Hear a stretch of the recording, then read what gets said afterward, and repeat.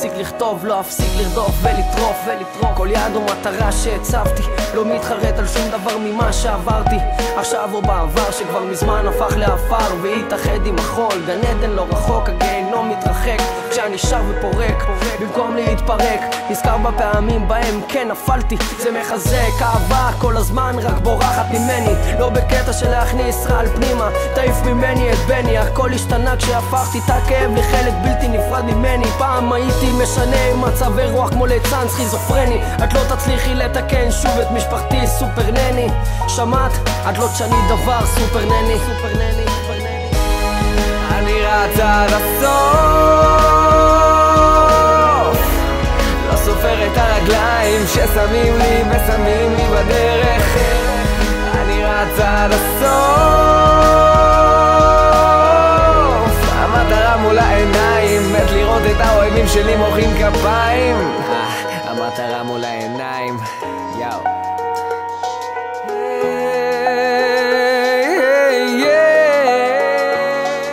אנחנו כבר לא מדברים 9 שנים, למה ככה? למה כל כך קשה לי לאהוב אותך, לקרוא לך אבא?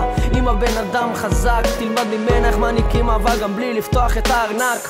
כל יום הוא מאבק גדול, אני ספגתי בתוך תוכי יותר מדי. היום הקיא החוצה הכל, כותב הכל, שר את זה בכל רם, רק ככה אני מרגיש קיים ולא אכפת לי שיחשבו שאני המוזר ביותר מבין כולם. לא הולך עם שום זרם, אוזניות ומילים הם המפתח שיכניס אותי לגן עדן. הלב שלי פועם בקצב מנגינה, תמיד הייתי טוב, זאת הייתה הבעיה שלי. במקום להיות הבן זונה, זה הרבה יותר עדיף מלהיות סמרטוט של שכונה שלמה. חרדות כאילו צוחקים ומרחלים עליך בכל פינה. הילדות שלי הייתה שוקה, בלילות חלמתי על סבא וסבתא איך הם קמים לתחייה, ואני מתעורר בוכה מתוך שינה מתוקה במציאות כואבת ומוקה שגורמת לי לרצות לברוח לארץ רחוקה. לא טוב לי כאן רע לי, אנשים קרים מתים נופלים כמו דומינו רע לי. מציאות הזויה כואבת ולחשוב שאלוהים נשאר נורמלי. אלוהים נשאר נורמלי?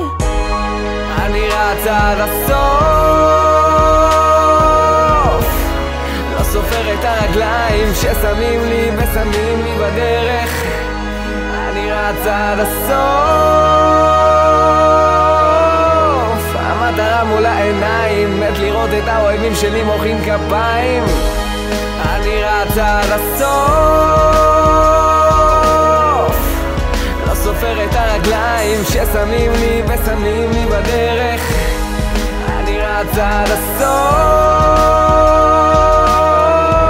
המטרה מול העיניים, מת לראות את האוהבים שלי מוחאים כפיים.